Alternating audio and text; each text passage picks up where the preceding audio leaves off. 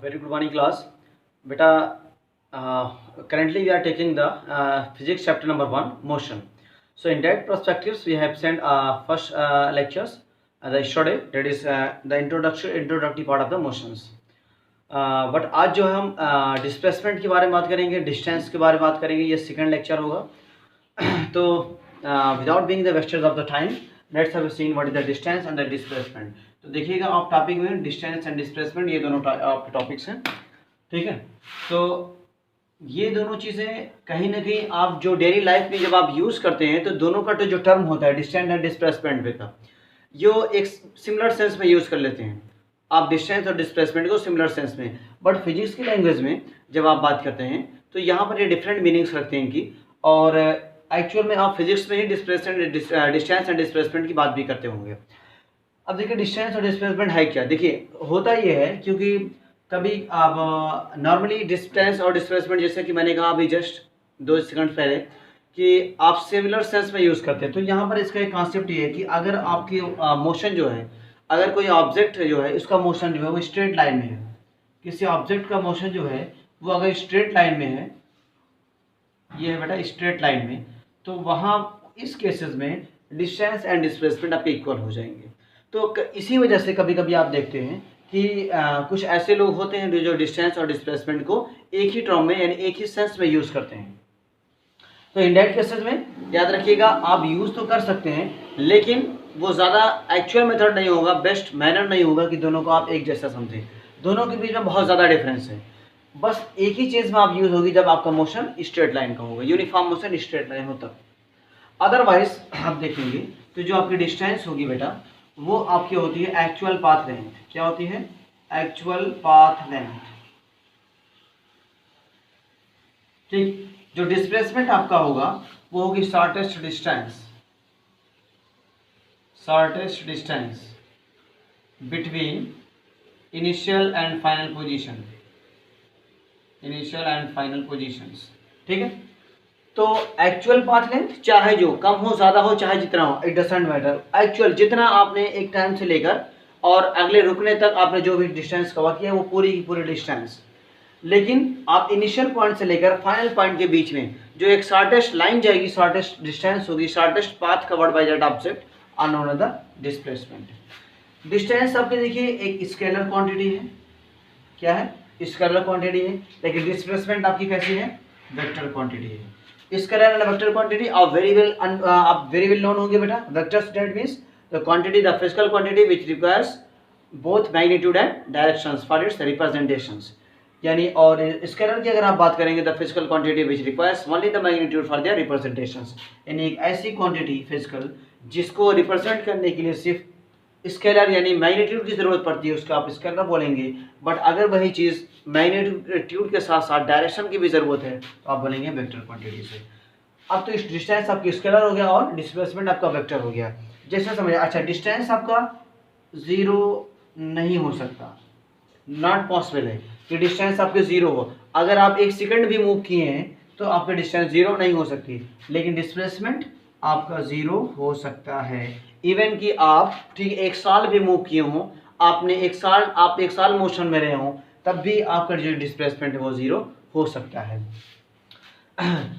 दूसरी चीज़ मैं आपको बताया स्केलर एंड वेक्टर्स के बारे में. तो अब यहाँ पर समझिएगा, थोड़ा सा बताना अब ये है कि जैसे सपोज करिए मैंने कहा कि 4 किलोमीटर. ठीक है. तो ये जो 4 किलोमीटर है एक्चुअल में आपको बता रहा है ये स्केलर है, एक डिस्टेंस जो कि ट्रेवल की गई किसी ऑब्जेक्ट के थ्रू. तो ये 4 किलोमीटर आपको बता रहा है दैट इज द डिस्टेंस, और डिस्टेंस आपकी कैसे स्केलर क्वांटिटी है. बट अगर मैं यहीं पर कह दूं 4 किलोमीटर इन द नॉर्थ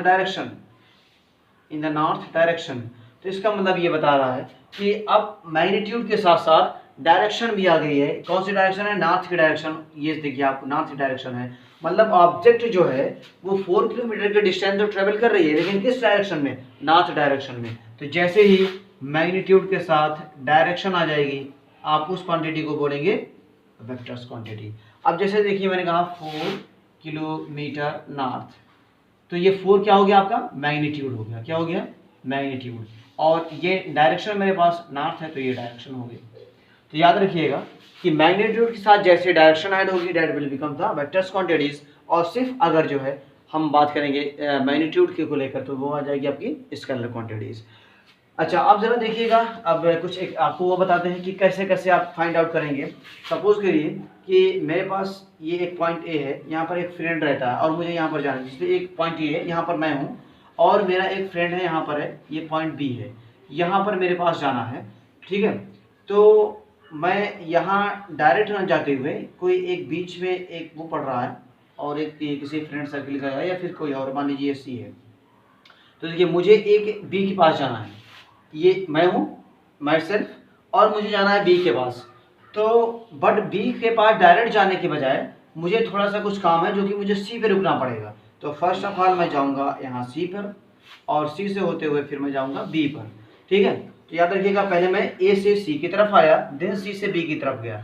मुझे मेरा जो लास्ट मेरा पॉइंट था, मुझे पहुंचना था वो बी पर पहुंचना था, लेकिन सी से होके जाना था, वाया सी जाना था।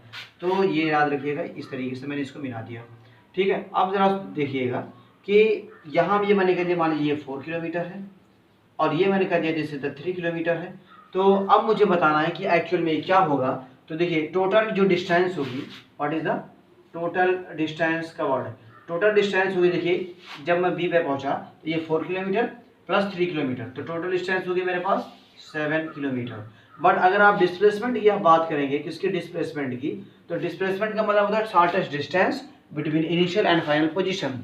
तो इनिशियल पोजीशन मेरी ए है, लास्ट की पोजीशन मेरी है बी, तो इनिशियल एंड फाइनल पोजीशन के बीच की जो डिस्टेंस है that will be the displacement हो जाएगी। तो देखिए ये मेरे पास 4 है, ये 3 है, ये मेरा एक राइट एंगल ट्राइंगल बन रहा है, तो आप पाइथागोरस थ्योरम यूज करेंगे। तो 4 का स्क्वायर प्लस 3 का स्क्वायर फिर 16 प्लस 9 दैट इज द 25, और ये 25 आ जाएगा, लेकिन स्क्वायर के रूट आप करेंगे तो आ जाएगा 5 किलोमीटर। तो इसका मतलब ए और बी के बीच की जो डिस्टेंस कितना है, 5 है, तो यहाँ पर आप डिस्प्लेसमेंट ले देंगे 5 किलोमीटर। तो यहाँ से आप देख सकते हैं डिस्प्लेसमेंट आपका 5 किलोमीटर आया, डिस्टेंस आपका 7 किलोमीटर आया। तो एक इनिशियल और फाइनल पोजीशन के बीच की डिस्टेंस आपकी डिस्प्लेसमेंट हो जाएगी।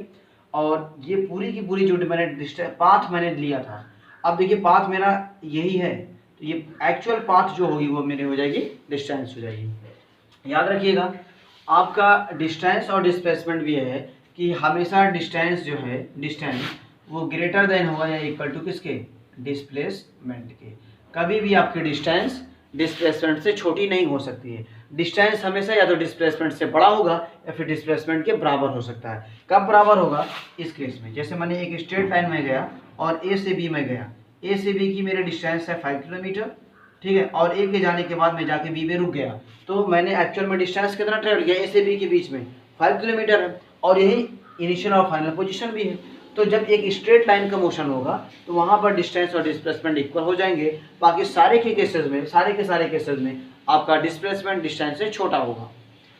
एक लास्ट चीज़ें बच जा रही हैं आपकी, अगर आपका जो मोशन है वो एक सर्कुलर फॉर्म में हो, यानी आपका कुछ ऐसे हो सर्कुलर फॉर्म में, ठीक है, तो याद रखिएगा सर्कुलर फॉर्म में आपकी जो रेडियस होगी, मान लीजिए आर है, और ऑब्जेक्ट आपकी बॉडी जो है मूव कर रही है कुछ इस तरीके से, ठीक है, आपकी बॉडी मूव कर रही है कुछ यहाँ से। तो इन कंडीशंस में आप क्या करेंगे कि अगर आपकी बॉडी मूव कर रही है तो देखिए डिस्प्लेसमेंट डिस्टेंस दोनों हो सकते हैं, लेकिन मैंने सपोज किया मैंने ए से मैंने अपनी जर्नी स्टार्ट की और कुछ देर के बाद मैं दोबारा ए पर आ गया एक राउंड के बाद, तो मेरी डिस्प्लेसमेंट जो होगी वो 0 हो जाएगी, लेकिन बेटा डिस्टेंस क्या होगी 2πr हो जाएगी। डिस्टेंस क्या हो जाएगी 2πr, लेकिन डिस्प्लेसमेंट 0 हो जाएगी। क्यों? क्योंकि मैंने ए से अपनी जर्नी स्टार्ट किया था और दोबारा ए पे आ गया। लेकिन अगर मैं एक राउंड और लगा लूँ, 2 राउंड लगा लूँ, फिर यहीं पर आकर रुक गया, अगेन मेरे डिस्प्लेसमेंट 0, लेकिन आपकी डिस्टेंस क्या हो जाएगा 2 से मल्टीप्लाई कर देंगे तो आ जाएगा 4πr। लेकिन थर्ड केस आपका ये है कि मैं यहाँ से स्टार्ट किया अपनी जर्नी और आके यहाँ रुक गया पॉइंट बी पर, मैंने अपनी जर्नी ए से स्टार्ट किया और आके बी पे रुक गया, तो मेरे पास जो डिस्टेंस होगी, देखिए यहाँ पर डिस्टेंस क्या होगी, तो ये आज आपका आ जाएगा πr के बजाय आपका सर्कमफ्रेंस क्या होता है, c = होता है 2πr, तो ये हाफ है, हाफ सर्किल है, तो आप 2 से डिवाइड कर देंगे तो आ जाएगा πr, तो आपकी डिस्टेंस कितना आ जाएगी πr आ जाएगी। डिस्टेंस ए से मैं चला बी पे आके रुक गया, तो इन डेट केसेस में मेरे पास डिस्टेंस कितना आ जाएगी πr, लेकिन डिस्प्लेसमेंट कितना होगा इनिशियल एंड फाइनल पोजीशन के बीच की डिस्टेंस जो शॉर्टेस्ट होगी। देखिए ये रास्ता शॉर्टेस्ट नहीं है, ये भी रास्ता सबसे छोटा नहीं है, जो सबसे छोटा रास्ता होगा दोनों पॉइंट्स के बीच में तो ए एंड बी के बीच में सबसे शॉर्टेस्ट डिस्टेंस ये है। तो याद रखिएगा ए एंड बी का शॉर्टेस्ट डिस्टेंस ए बी है, और ए बी क्या है, ये मैंने किया आर है, तो बेटा ये भी तो आर होगी, तो आर प्लस आर 2r। तो आपका डिस्प्लेसमेंट कितना आ गया, डिस्प्लेसमेंट आ गया बेटा 2r आ गया, डिस्टेंस कितना आ गया आपका पाई इंटू में आर आ गया। तो याद रखिएगा ऐसे ही आप, एक तरीका है ना, जब आपने सेमी सर्किल पर आप आ गए तो ए और बी के आपका आर प्लस आर आपका ये आ गया, डिस्प्लेसमेंट आ गया 2r हो गया, और रेडियस आपकी आज उसका जो है सर्कमफ्रेंस हो जाएगा, उसका हाफ हो जाएगा। आप यहाँ से भी कर सकते हैं, मैं ए से चला और आप या कि यहाँ रुक गए, ए से मैं चला और यहाँ पर आके रुक गया, ये पॉइंट सी है। तो याद रखिएगा जब आप यहाँ से चलेंगे आके सी पे रुकेंगे तो ये कितना था, यहाँ से अभी तक मैंने डिस्टेंस कितना निकाला आपका पाई आर निकाला, और ये देखिए क्या बन रहा है, एक क्वाड्रेंट बन रहा है ना। तो जब क्वाड्रेंट बन रहा है तो देखिए सर्कमफ्रेंस इक्वल टू क्या था 2 पाई आर, और आपका क्वाड्रेंट बन रहा तो 1/4 हो रहा, तो फोर्थ कर देंगे 2 से 1 cancel 2/2 that is pi R by 2।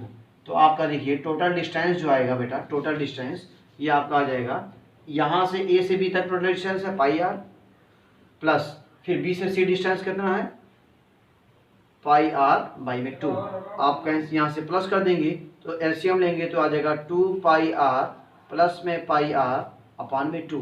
तो ये देखिए 2 पाई आर प्लस 1 आ जाएगा, तो 3 पाई आर अपान में 2 आ जाएगा।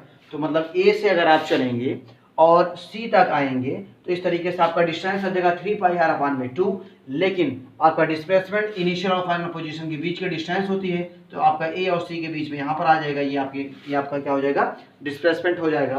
देखिए कैसे निकालेंगे, ये भी आर है आपका और ये भी आर है, तो आर प्लस आर यानी r square plus r square, आपका पाइथागोरस थ्योरम यूज करेंगे, r square plus r square, so आपका 2r स्क्वायर आ जाएगा। तो ये 2r स्क्वायर की जगह पर आप इसको अंडर रूट लेंगे तो अंडर रूट 2r आ जाएगा।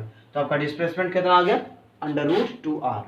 तो इस तरीके से सर्कुलर वाले केस में आपके बहुत अच्छे क्वेश्चंस बनेंगे आपका डिस्प्लेसमेंट एंड डिस्टेंस पर। तो आई थिंक याद रखिएगा, वीडियो काफ़ी लेंथी हो चुकी है, 12 मिनट्स हो चुके हैं ऑलरेडी। तो अगर कोई दिक्कत होगी आप मुझे दोबारा आप मैसेज करिएगा बेटा, फिर मिलते हैं। Okay, thank you.